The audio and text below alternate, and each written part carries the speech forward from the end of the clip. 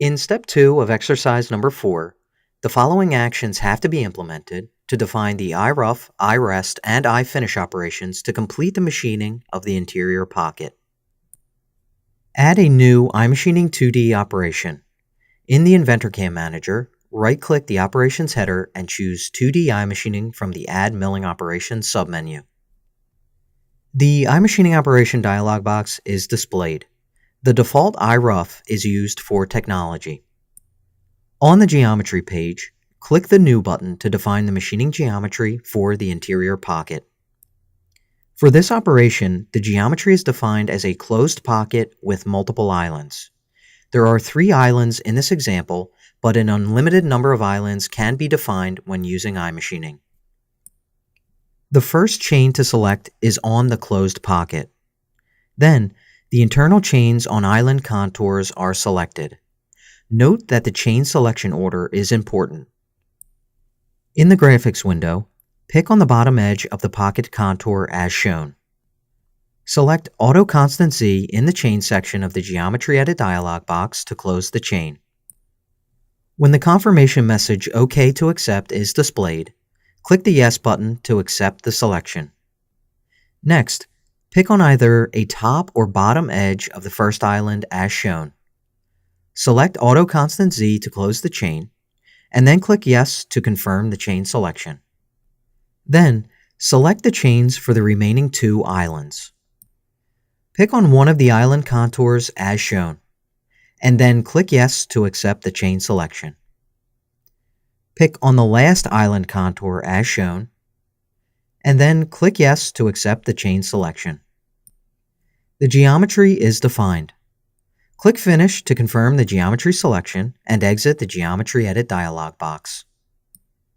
Switch to the Tool page and click the Select button to display the Choosing Tool for Operation dialog box. In the Part Tool table, select Tool number 1, the 9.5mm end mill. Click the Select button to choose the tool for the operation and exit the Part Tool table. Switch to the Levels page to define the milling levels. Click the Upper Level button. In the Graphics window, select the top edge of the target model as shown, and then click OK to confirm the selection. Next, click the Pocket Depth button and select the bottom face of the interior pocket to define the machining depth. Click OK to confirm the selection and display the iMachining operation dialog box. Switch to the Technology Wizard page to view the cutting conditions. The wizard automatically calculated 1 step down to achieve the total depth with an ACP value of 2.5. The step-down row in the output grid is painted yellow to indicate there is a medium likelihood that vibrations will develop based on the tool information and milling levels defined for the operation. Remember, the closer the ACP value is to a whole number, the less likely it is that vibrations will develop.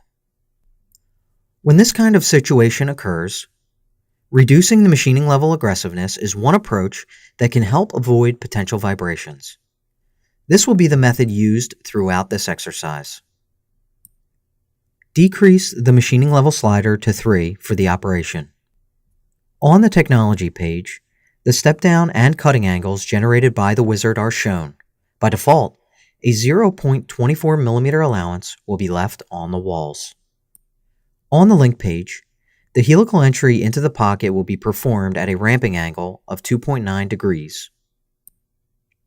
Name the operation iRough Interior Pocket. Click the Save and Calculate button to add the iRough operation to the CAM tree and calculate the iMachining toolpath.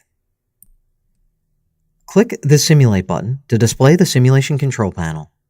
Using the default HostCAD simulation mode, click the Play button to show the wireframe toolpath on the model.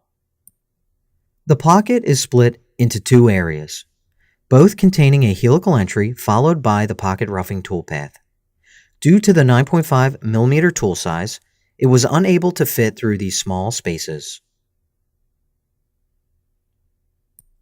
Close the Simulation Control panel with the Exit button to display the iMachining operation dialog box. At this stage, the rough machining of the interior pocket is defined.